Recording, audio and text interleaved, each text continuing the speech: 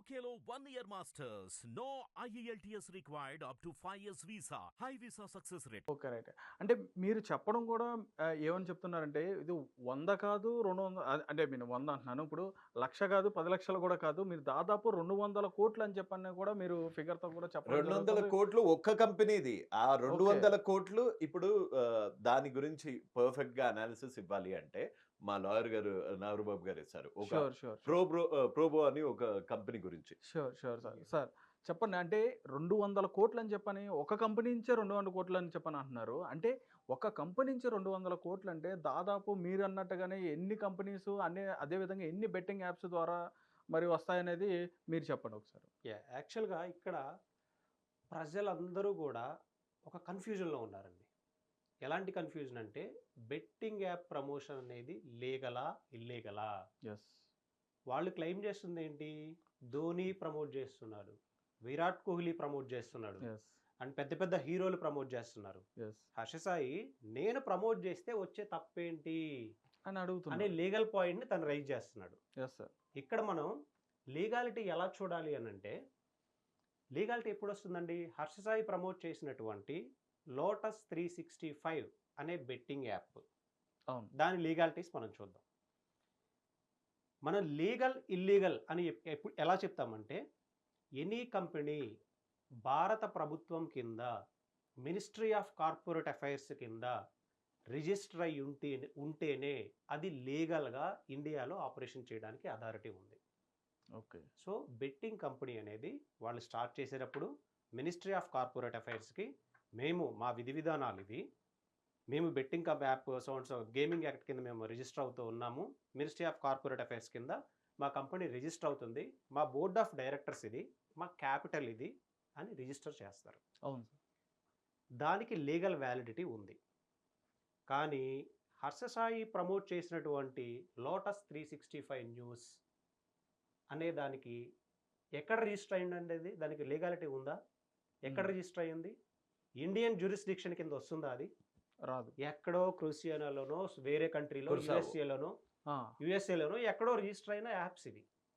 So ఇండియాలో register అయిన apps, ఇండియాలో రిజిస్టర్ అయిన గేమింగ్ కంపెనీస్, ఇండియాలో మినిస్ట్రీ ఆఫ్ కార్పొరేట్ అఫైర్స్ కింద వచ్చినటువంటి గేమింగ్ కంపెనీస్ ఇండియన్ గవర్నమెంట్కి 30% GST పే చేస్తూ ఉన్నాయి. ప్రాపర్ మెకానిజం సెట్ చేసి ఉంది వాటికి. దానికి ఒక గ్రీవెన్స్ అడ్రెసల్ మెకానిజం కూడా, అక్కడ ఏదైనా వైలేషన్ జరిగితే ఎలా రిపోర్ట్ చేయాలి, ఎంతసేపట్లో వాళ్ళు రెస్పాండ్ అవ్వాలి, బ్యాంక్ ఏమైనా మిస్యూజ్ జరుగుతూ ఉందా అనేటువంటి క్లియర్ మెకానిజం అక్కడ ఉంది.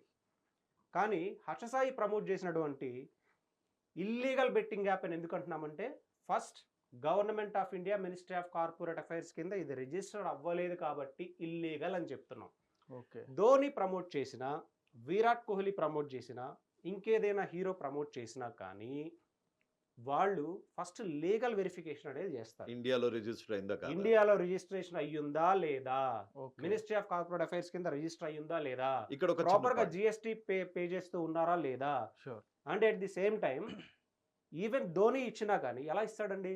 ధోని తన కాల్ షీట్ ఇచ్చి ఒక వీడియో షూట్ చేసుకోవడానికి ఇస్తాడు, అంతేగాని ధోని పర్సనల్ ఇన్స్టాగ్రామ్ అకౌంట్స్ లో, ధోని పర్సనల్ యూట్యూబ్ ఛానల్లో పోస్ట్ చేయడు. అండ్ ధోని కూడా తను ఏ బెట్టింగ్ కంపెనీతో అయితే టైఅప్ అయితే ఉన్నాడో, ఇండియన్ గవర్నమెంట్ కింద రిజిస్టర్ అయిన కంపెనీతో టైఅప్ అయితే ఉన్నాడో, తను సర్వీస్ చేసినందుకు కూడా మళ్ళీ GST గవర్నమెంట్కి పే చేస్తున్నాడు. ఓకే. ఈ పాయింట్ కూడా ఉంటుంది. ఇంకొకటి హర్ష సాయి ఏం క్లెయిమ్ చేస్తున్నాడు? యూట్యూబ్లో మీరు నెంబర్ ఆఫ్ యాడ్స్ వస్తూ ఉన్నాయి, గూగుల్ గైడ్ లైన్స్ ప్రకారం మనం చేయొచ్చు అని చెప్తా ఉన్నాడు కదా. గైడ్ లైన్స్ ప్రకారం అంటున్నారు. అదే విధంగా గవర్నమెంట్ అప్రూవల్ యాప్స్ అని కూడా చెప్తున్నారు. గవర్నమెంట్ అప్రూవ్డ్ యాప్స్ అని చెప్పేదే పెద్ద అబద్ధం. ఎందుకు అంటే ఇప్పుడు ఇవన్నీ గవర్నమెంట్ అప్రూవ్డ్ యాప్స్ కాదు, and at the same time ఇవన్నీ ఇండియాలో రిజిస్టర్ కాలేదు.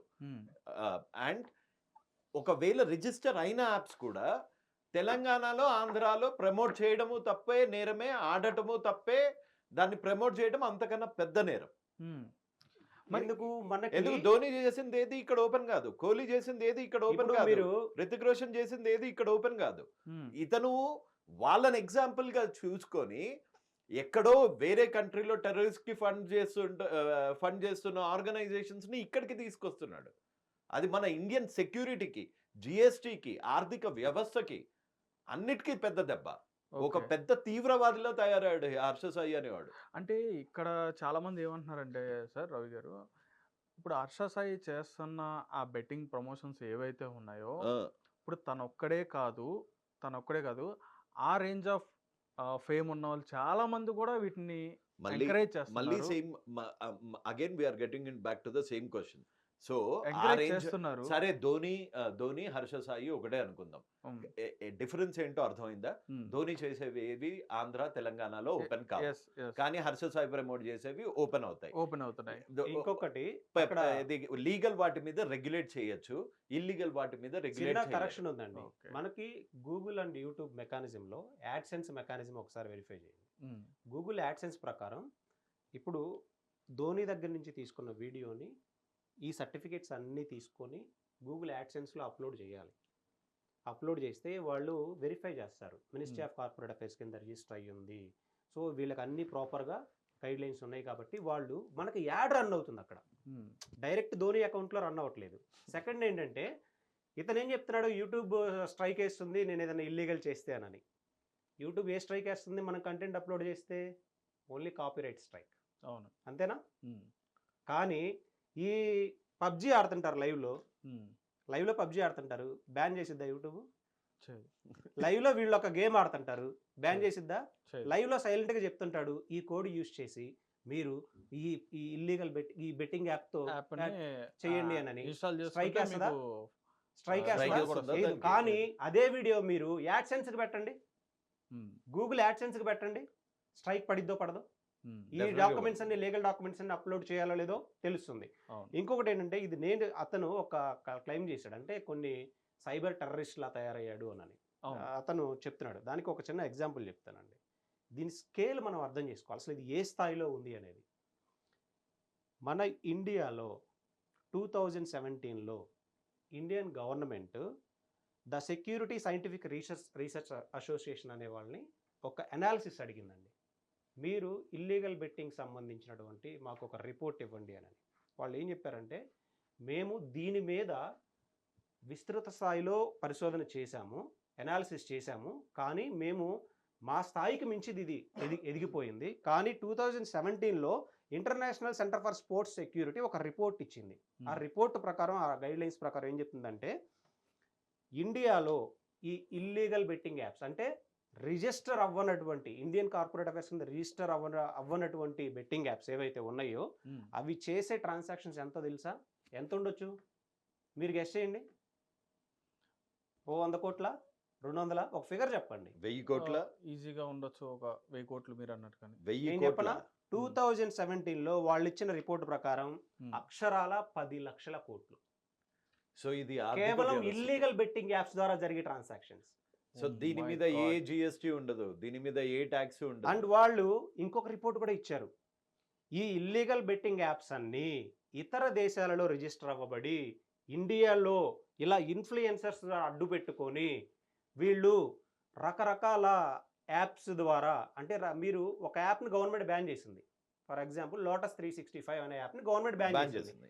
నెక్స్ట్ డే లోటస్ 365.11 అనే డొమైన్తో వస్తాడు, లోటస్ 365.123 అనే డొమైన్తో వస్తాడు, లోటస్ Lotus 365 న్యూస్ అని వస్తాడు. న్యూస్ అని వస్తాడు. సో డొమైన్ ఎక్కడో ఏదో కంట్రీలో కూర్చొని ఆపరేట్ చేస్తూ ఉంటారు. అవును. సో ఇక్కడ రిపీటెడ్గా రౌట్ ఉంది. ఇలాంటి ఇన్ఫ్లుయెన్సర్స్ సైలెంట్గా మీరు ఇప్పుడు ఈ యాప్లో రన్ అవుతూ ఉంది, ఇవి ఈ డొమైన్లో రన్ అవుతూ ఉంది, ఈ కోడ్ యూజ్ చేస్తే మీరు 1500 మీరు గెలుచుకోవచ్చు అని చెప్తూ ఉంటారు.